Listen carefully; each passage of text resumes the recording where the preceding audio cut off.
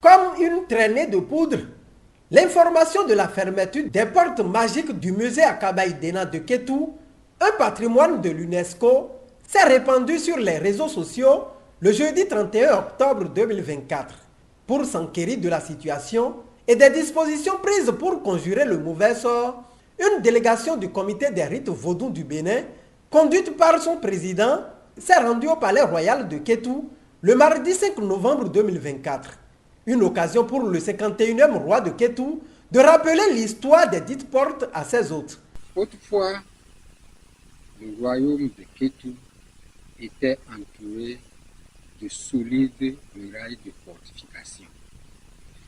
Et on ne peut pas parler de la porte de Kétou sans parler des murailles. Et c'est sous le règne du roi Sar, 14e roi de Kétou. C'est lui qui a érigé en fait les portes magiques et les murailles. Et Bowen, lorsqu'il était arrivé à Kétou, quand il a vu, il déclarait les murailles d'argile, hautes et massives, et la solide porte de Kétou m'ont surpris. Et Prover, lui, il disait, quand il demandait, on a dit que c'est un géant qui l'a érigé, il disait que ça doit être un Européen. Et il disait même que ça lui rappelle le tour de Londres, mais bien sûr, ça là, c'est en argile. Référence, allez voir les vicissitudes de l'histoire du royaume de Kétou, écrit par Patenda, traduit par cet éminent professeur Toussaint Sousso-Nto. Et à la page 124, vous allez voir ce que je viens de dire. Vous allez remarquer que Kétou est un des anciens royaumes du Bénin. Et la porte, quand ça a érigé la porte, il y avait deux portes en fait. Il y a porte mâle et la porte femelle. La porte mâle, c'est ça qui s'ouvre à l'extérieur. Et la porte femelle, c'est ça qui est à l'intérieur. Concernant la situation du 31 octobre, la cour royale de Kétou explique. Le musée Akabaïdena, c'est un musée, Akabaïdena veut dire maison de garde, que nos parents avaient implanté quand il avait la guerre dans l'ancien temps. Maison de garde à Kabaïdine, ça veut dire maison de garde. C'est là, dans l'ancien temps, où les guerriers montaient la garde et on fouillait les gens s'ils voulaient rentrer dans le royaume et s'ils ne sont pas menés des éléments et arrivés au sein de la ville, ils vont déclencher la guerre contre la population québécoise. Donc là, on les fouillait et c'était par là seul qu'on pouvait avoir accès dans le royaume. Maintenant, on a érigé deux portes, une porte mâle, une porte femelle. Ces portes-là sont mises. Ce sont des portes qui sont destinées pour annoncer des événements. La porte mâle, quand elle se fermait dans l'ancien temps, c'est pour annoncer qu'il y a un événement, il y a une guerre qui doit attaquer Kétou. Et les dispositions sont prises. Quant à la porte femelle, c'est pour annoncer des incidents. Des incidents peut-être qui vont de malheur à la population et on consulte le phare. Pour toutes les fermetures, ce sont des portes qui se ferment d'elles-mêmes, qui se ferment d'elles-mêmes jusqu'au. Donc, quand on consulte le phare, on sait de quoi il veut. Et on fait les sacrifices de ce qui est sorti. Et même si les fruits doivent avoir été, c'est amoindri. Ce qui s'est passé le jeudi 31 octobre 2024, la porte femelle est totalement fermée. Mais la porte mâle est entrebâillée, c'est-à-dire à moitié fermée. Et la porte mâle, là, qui vous souviennent que la porte mâle a été emportée comme trophée de guerre à Abomey et elle est revenue d'elle-même en 1886. C'est tout son nom de porte magique. Contrairement à ce que pensent les uns et les autres, le monarque de Kétou indique qu'il y a plus de peur que de mal et rassure des dispositions prises aussitôt que la nouvelle est parvenue à la cour royale. Les gens commencent par s'alarmer. Ce n'est pas pour la première fois que la porte va se fermer. Elle se fermait au temps de nos ancêtres. Elle s'est fermée même sous le 49e roi, c'est-à-dire le roi Adétoutou. Même quand moi aussi je suis arrivé, la porte là était déjà fermée.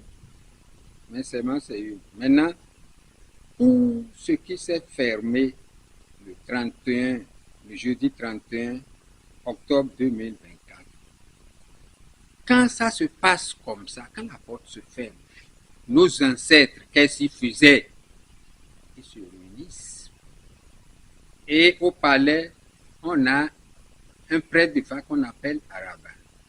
Il invite tout le collectif, il invite un collectif de prêtres de Fa et consulte le Fa. Et c'est ce que nous avons fait ce même jour. Nous avons consulté le Fa. Et le signe de Fa, c'est Irosun Are, c'est-à-dire Irosun et ou B. Pour que ceux qui ne peuvent pas savoir ce qu'on appelle Irosun Are là puissent se retrouver.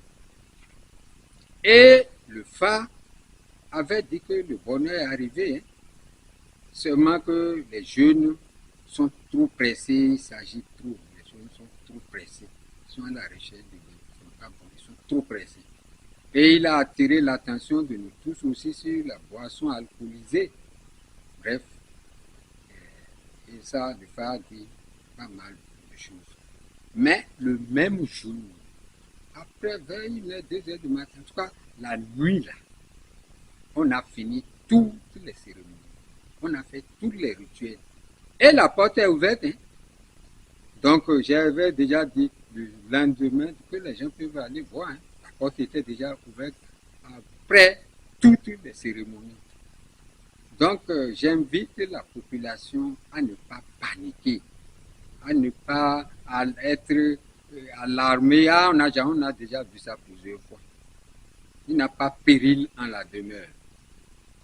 L'essentiel, c'est si il y a de pareils actes se posent et que personne, le roi, ses ministres et les gens de la cour, la population, les gens ne réagissent pas, on peut craindre. Mais à partir du moment où ce que le Fa nous a demandé, on a déjà fait, donc que les gens se calment. Tout le monde n'a qu'à être apaisé et savoir que tout est déjà rentré dans l'ordre. Il revient sur le symbolisme de la porte fermée. La fermeture de la porte n'est pas un malheur en soi. Hein. Même si malheur arrivait que la porte est fermée, c'est qu'elle a déjà bloqué ce malheur-là. Autrefois, je vous avais déjà dit que la porte là, c'est l'unique porte d'entrée et de sortie. Il n'y avait pas de porte. Donc, c'est les murailles là, remparts là, qui entouraient tout et tout. Donc, c'était par là seul que vous pouvez prendre pour rentrer. C'est ça. Donc, quand elle se ferme, c'est aussi un appel, soit au roi, ses ministres, les sages de la cour, les hommes et femmes, la population de Kétou, les responsables des différents cultes, qu'il y a des choses à faire. C'est-à-dire, il nous rappelle, il attire notre attention sur ce qu'on doit faire. Et en même temps qu'on le fait, c'est fini. Donc, je pense que tout le monde doit être calme, serein, pas de panique. J'invite la population à venir visiter, à découvrir les portes magiques, le royaume de Kétou, et à respecter les us et coutumes. Car nos ancêtres ont bien bâti le royaume de Kétou. Et j'ai vu que les choses fonctionnent comme auparavant. Ayant suivi religieusement les explications du 51e roi de Kétou, les membres de la délégation ont dit leur satisfaction par rapport au message que véhiculent les portes du musée Akabaï Dena à travers cette situation. Nous avons fait le déplacement sur Kétou pour échanger avec le roi et sa cour sur ce que représente cette porte, pourquoi la porte s'est fermée, et lorsque l'on a interrogé le Fa, qu'est-ce que le Fa a dit.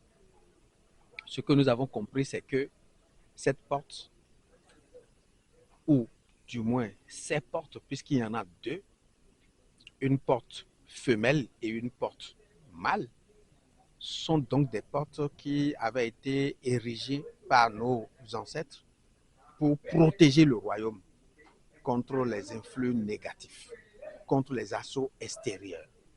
Et lorsqu'il y a un événement malheureux ou qui est susceptible de porter atteinte à l'intégrité du royaume, l'une des portes se ferme ou les deux portes se ferment ou s'entrebâillent d'elles-mêmes. Et cela a été la tradition jusque-là. Et quand je dis la tradition, c'est-à-dire ce qui se fait jusque-là. Nous avons donc constaté qu'il y a quelques jours, l'une des portes, surtout la femelle, s'est fermée d'elle-même et la porte mâle s'est entrebâillée. Cela a annoncé donc un message. Et il ne s'agit pas de message malheureux, parce que l'information permet d'être traitée. Et cette information-là, c'est que il y a des événements heureux qui vont arriver au-delà du royaume, mais sur tout le pays. Des événements heureux.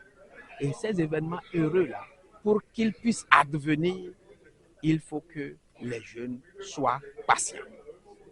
C'est le message qui est arrivé après l'interrogation du Fa.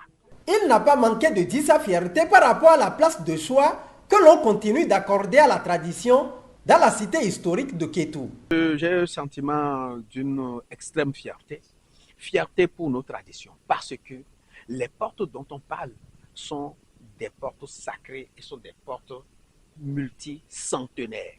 C'est des portes qui sont des instruments de protection du royaume.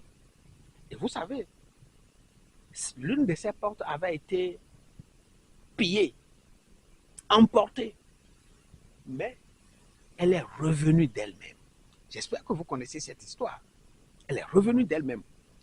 Et lorsque la porte est revenue d'elle-même, tout le monde a compris qu'il s'agit d'un instrument de protection, d'un système automatique de protection du royaume.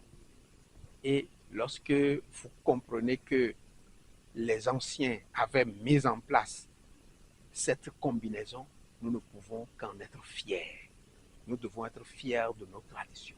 Nous devons être fiers de ce que nos ancêtres ont fait et nous devons poursuivre ce que nos ancêtres ont fait pour aller davantage plus loin sur les chemins qu'ils ont abordés. C'est ce que nous sommes en train de faire. Rappelons qu'après les échanges avec le roi de Kétou, les membres de la délégation du comité des rites vaudous du Bénin ont visité le musée Akabaï Dena où sont érigées les deux portes.